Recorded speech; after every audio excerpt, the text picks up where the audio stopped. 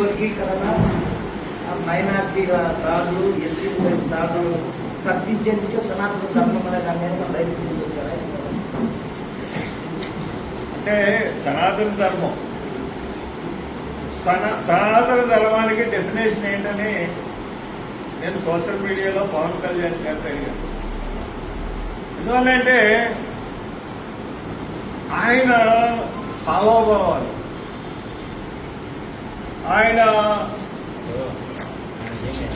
ప్రజలను రెచ్చగొట్టే తీరు చాలా అతిశయోక్తిలాగా అనిపించింది. మనం టీవీలో చూస్తున్నప్పుడు ఆయన గొంతు చించుకుని అనవసరం లేని ఆవేశం తెచ్చుకుని ఇది నాకే పట్టిందా, మీరెవరికి బాధ్యత లేదా అని చెప్పి ఆయన గొంతు చించుకుని సనాతన ధర్మాన్ని రక్షించాలి, సనాతన ధర్మాన్ని కాపాడడానికి ఒక బోర్డు ఏర్పాటు చేయాలి అని చెప్పారు. అసలు సనాతన ధర్మం అంటే ఏంటి? సనాతన హిందూ ధర్మమా అంటే సనాతన హిందూ ధర్మమా లేదా సనాతన ధర్మం? అంటే ఆ సనాతన ధర్మం అన్న పేరు బాగుంది కాబట్టి ఆ సనాతన ధర్మం గురించి ఆయన ఊగిపోతూ రెచ్చిపోతూ మనకి టీవీల్లో దాంట్లో కనిపించాడు పవన్ కళ్యాణ్ గారు. కానీ నిజంగా అడుగుతా ఉన్నాను, సనాతన ధర్మం ఏంటో మీరు విపులీకరించండి. సనాతన ధర్మం ఏంటో చెప్పండి. ఒకవేళ హిందూ సనాతన ధర్మంలో వర్ణ వ్యవస్థ లేకపోతే పంచమ వ్యవస్థ ఇవన్నీ కూడా పాత వ్యవస్థలు మీరు ఉండాలని కోరుకుంటున్నారా? అయితే మను ధర్మశాస్త్రాన్ని తీసుకురావాలని మీకు ఏమన్నా విశ్వ హిందూ పరిషత్ వాళ్ళు నూరు పోసారా? భారత రాజ్యాంగాన్ని కాదని మను ధర్మశాస్త్రాన్ని తీసుకురావడానికి మీరు సనాతనం అని చెప్పి అంటున్నారా? క్లారిటీ ఇవ్వండి పవన్ కళ్యాణ్ గారు. ఒకవేళ మను ధర్మశాస్త్రాన్ని హిందువులే ఆచరించదు, మరి సనాతన ధర్మం ఏంటో మాకు చెప్తే దాని మీద మాకు కూడా కొంచెం క్లారిటీ ఉంటుంది. మీ యొక్క సనాతన ధర్మం కాబట్టి ఎవరు ఒక మతాన్ని ఎవ్వరు కూడా కించపరచరు. రాజకీయంలో ఉన్నవాళ్ళు అసలు కించపరచరు. సనాతన ధర్మం అదే అనుకుంటుంది. కాబట్టి ఈ రాయలసీమలోని ఎక్కువగా చాలా చోట్ల కర్నూలు జిల్లాలో కానీ కడప జిల్లాలో, కర్నూలు జిల్లాలో ఎక్కువ జరుగుతుంది. చాలా చోట్ల గుళ్ళోకి దళితుల్ని రానివ్వరు ఇప్పటికీ కూడా. చాలా సంఘటనలు బయటపడితే మీ ప్రెస్ ద్వారానే పడతా ఉంటాయి, మేము చూస్తూ ఉంటాం. ఇంకా ఈ పరిస్థితి ఏంటంటే మొన్న ఈ ప్రభుత్వం ఏర్పడిన తర్వాతే కావాలి ఒకసారి ఒక సర్పంచ్ ఎలక్ట్ అయితే గుళ్ళోకి వెళ్ళి పూజ చేశాడని చెప్పి ఆ సర్పంచ్ని మరి ఫైన్ వేసిన సంఘటన చూస్తే మళ్ళీ ఆఫీసర్స్ అందరూ వెళ్ళి మళ్ళీ ఇది చేశారు. అది ఆ సంఘటన గురించి మీ అందరికీ తెలుసు. కాబట్టి ఇటువంటి సంఘటనలు జరుగుతున్నప్పుడు సనాతన ధర్మం హిందూ ధర్మం ఇప్పుడు మాట్లాడడంలో క్లారిటీ అన్నది మాకు కావాలి. ఈ హిందూ బడుల్లోకి రాకపోతే ఏం చర్యలు తీసుకోవాలో అన్నది కూడా పవన్ కళ్యాణ్ గారు చెప్పాలి. అంతేగాని సనాతన ధర్మం అనుకుని ఊరిపోతూ మాట్లాడుతూ ఉంటుంటే ప్రజలు జోకర్ అనుకుంటారు తప్పితే ఇంకోటి ఏమో అనుకోరు పవన్ కళ్యాణ్ గారు. జాగ్రత్తగా చూసుకోండి. ప్రజా జీవితంలో ఉన్నారు, మీరు రెచ్చగొట్టే విధానం చూస్తూ ఉంటుంటే మీరు you are unfit to be CM, deputy CM. ఒక డిప్యూటీ సీఎంగా ఉండి ఒక మత ప్రచారకులాగా వేషం వేసుకుని అది ప్రజల్ని రెచ్చగొట్టడానికి ప్రయత్నించడం అన్నది it's a crime. So that మీరు దాన్ని జాగ్రత్తగా సరి చేసుకోమని కోరుతున్నాను. Any questions?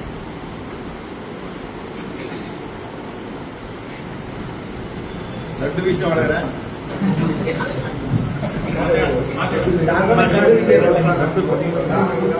అధికార ప్రభుత్వం చేశారని వాళ్ళు చెప్తున్నారు. మరోవైపు గత వైసీపీ పాలనలో సంఘటన జరిగిందని ఆరోపణలు చేస్తున్నారు. అయితే జగన్మోహన్ రెడ్డి మాత్రం ఇది తప్పుడు ఆరోపణలు ఎలా చూడతారు? అంటే ఒకటండి, నేను మొట్టమొదటి రోజున లడ్డు గురించి నేను ప్రెస్ మీట్ చెప్పాను. ఆధారాలు లేని ఆరోపణ, కల్తీ జరిగిందో తెలియకుండా చేసిన ఆరోపణ. ఎందువల్లంటే లడ్డు కల్తీ జరిగిందా లేదా, కల్తీ జరిగింది అనడానికి సాక్ష్యాలు ఏంటి? ఆ సాక్ష్యాలు చంద్రబాబు నాయుడు గారి దగ్గర లేవు కదా. కల్తీ జరిగింది అన్న సాక్ష్యం ఉండుంటే డెఫినెట్ గా Chandrababu Naidu is a right, కల్తీ జరిగింది. దానిలో అబద్ధాల మీద కడుతున్న చంద్రబాబు నాయుడు ఈ యొక్క విషయంతో జగన్మోహన్ రెడ్డిని క్లోజ్ చేసేద్దామని ఒక ఎత్తు వేస్తే ఆ ఎత్తు తిప్పి ఆయనకే కొట్టింది. లడ్డూల్లో కల్తీ జరిగిందా? ఆ లడ్డూల్లో కల్తీ ఒక నెయ్యేది వచ్చింది, ఒక కన్సైన్మెంట్ వచ్చింది. లడ్డూలకి నెయ్యిని ఒకసారి టెస్ట్ చేద్దామని ల్యాబ్కు పంపించారు. ఆ నెయ్యి వాడలేదు. ల్యాబ్కు పంపినప్పుడు అది కల్తీ నెయ్యి అని తెలిసింది. ఆ కల్తీ నెయ్యి అని తెలిసినప్పుడు ఆ కన్సైన్మెంట్ ఎప్పుడు వచ్చిందంటే జూన్ మంత్లోనే వచ్చింది. జూన్ మంత్లో తెలుగుదేశం గవర్నమెంట్ ఉంది. ఆ ఆర్డరు ఆ టెండర్స్ ఎప్పుడు తెలియో తెలియదు. వీళ్ళు ఆర్డర్ వచ్చింది. ఆర్డర్ రాగానే ఆ లడ్డూని టెస్ట్ చేసిన తర్వాత ఆ లడ్డూలో కల్తీ ఉన్న నూనె వాడింది అని చెప్పేసి తెలుసుకున్నారు. వెంటనే ఆ నూనె ఆఫ్ చేశారు, వేరే నూనెతో తెచ్చినట్టుకున్నా చేశారు. సో దాట్ కల్తీ నూనెతో లడ్డూలు కల్తీ జరగలేదు. 5 సంవత్సరాల నుంచి జరిగిపోతున్నాయి, 4 సంవత్సరాల నుంచి జరిగిపోవడానికి చెప్పడానికి ఆధారాలు ఏమి. వేళ కొన్ని మీడియా సంస్థలు లడ్డు మెరుగుపడిందని చెప్తా ఉన్నాయి. నేనైతే చూశాను. మొన్న ఈ లడ్డు గురించే ఒక భక్తుడు నాకు తీసుకొచ్చి ఇచ్చాడు. సార్ ఇటువంటి తేడా లేదండి, ఇంతకుముందు ఎలా ఉంది ఇప్పుడు అలాగే ఉన్నారు. నేను కూడా టేస్ట్ చేసి చూశాను. నేను ప్రసాదం తింటాను, ఎప్పుడు లడ్డు ప్రసాదం చాలా ఇష్టంగా తింటాను. ఎందుకంటే అది అద్భుతమైన రుచితో కూడినటువంటి ప్రసాదం. అన్నవరం దేవస్థానం ప్రసాదం ఉంటుంది, చాలా బాగుంటాయి అవి. నేను తినేటప్పటికి నాకు ఎటువంటి మార్పు ఏమీ గోచరించలేదు. కొంతమంది ఇప్పుడు బాగుపడిపోయి చాలా కల్తీ లేకుండా జరుగుతుంది, చాలా బాగున్నాయని మరి అసత్య ప్రచారాలు జరుగుతుంది. అందుగురించే తొందరపడి ఆయన చెప్పింది నిజం చేయడానికి సిద్ధని వేశాడు. మరి నిజంగా ఆయన చెప్పింది నిజం అనుకుంటే ముందే సిబిఐ దర్యాప్తు కోరుకుంటే సరిపోదు. కానీ ఎప్పుడైతే ఆ లడ్డు విషయంలో ఆయన సిట్టేసి తొందరపడి సిట్టేశాడో మరి సుప్రీంకోర్టు ఆ సిట్ని అంగీకరించారు. ఒక స్వతంత్ర దర్యాప్తు సంస్థ సిబిఐ హెడ్గా ఉంటూ సిబిఐ డైరెక్టర్ పర్యవేక్షణలో ఒక ఎంక్వైరీ జరపాలని చెప్పి, అంటే అక్కడ కూడా చంద్రబాబు బాగా దెబ్బతిన్నట్టే కదా. అంటే అతన్ని అబద్ధాన్ని సుప్రీంకోర్టు ఒప్పుకోలేదు కదా. కల్తీ జరిగిందని కూడా సుప్రీంకోర్టు ఎక్కడ ఆధారాలు లేవని చెప్పింది. కాబట్టి సో రాజకీయాలకు వాడుకోవద్దని కూడా చెప్పింది లడ్డు. కాబట్టి సుప్రీంకోర్టుతో పూర్తిగా ఏకీభవిస్తున్నాం ఈ లడ్డు విషయంలో. కాబట్టి చంద్రబాబు నాయుడు ఈ యొక్క రాజకీయాన్ని మతాలతో అలాగే సనాతన ధర్మంతో పవన్ కళ్యాణ్, లడ్డూతో చంద్రబాబు నాయుడు హిందువుల యొక్క మనోవేదన రెచ్చగొట్టి దక్షిణ పార్టీలను భూస్థాపితం చేయాలని అనుకున్నాం అన్నది శుద్ధ పొరపాటు. ప్రజలు పరిపాలన చూస్తారు. మీ పరిపాలనలో ఇప్పటి వరకు 110 రోజులు 120 రోజులు అయింది. ఒక పెన్షన్ విషయంలో తప్పించి, ఒక అన్నా క్యాంటీన్ విషయంలో తప్పించి ఇసుక ఎక్కడ దొరకట్లేదు. మందు ఇప్పుడు దాకా మార్చలేకపోయాడు. స్కాలర్షిప్స్ ఇప్పుడు వరకు ఇవ్వలేకపోయారు. అమ్మఒడి ఇప్పుడు దాకా ఇవ్వలేకపోయారు. పేదలకు అందించే పథకాలు ఏమీ కూడా ఇవ్వలేకపోయారు. అన్నే రోడ్ల విషయంలో కంప్లీట్ గా ఫెయిల్ అయ్యారు. మీరు ఆ గవర్నమెంట్ ని విమర్శించిన ప్రతి విమర్శలోనూ కూడా మీరు అనేక విషయాలు ఎత్తారు. దాంట్లో ఏది కూడా మీరు సక్సెస్ అవ్వలేదు. So that you are a failed government.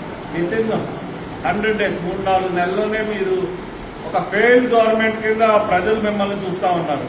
ఇవన్నిటినీ కప్పిపుచ్చడానికి హిందువుల మనోభావాలని రెచ్చగొట్టడానికి వేసిన ప్లాన్లు లడ్డూను సనాతన ధర్మం. కాబట్టి అటువంటి జిమ్మిక్కులు చేయకుండా పరిపాలన మీద దృష్టి పెట్టండి. పరిపాలన మీద దృష్టి పెడితే డెఫినెట్ గా మంచి పరిపాలన ఇవ్వండి. మీరు చేసిన ఈవెన్ మెడికల్ కాలేజీ విషయంలో కూడా పాత గవర్నమెంట్ నుంచి అదే పందా కొనసాగించాలని కోర్టులో వాదన చెప్తున్నారు. మీరు ఇంకా మీ మాట ఎవరిలా ఉంటుంది? సో దాట్ ఈ యొక్క వీళ్ళు చేసిన అంతా కూడా చాలా లోపభూయిష్టమైన పరిపాలన నడుపుతా ఉన్నారు. It's failure government. ఆ ఫెయిల్యూర్ గవర్నమెంట్ ని కప్పిపుచ్చడానికే ఈ ఆరోపణ. Thank you.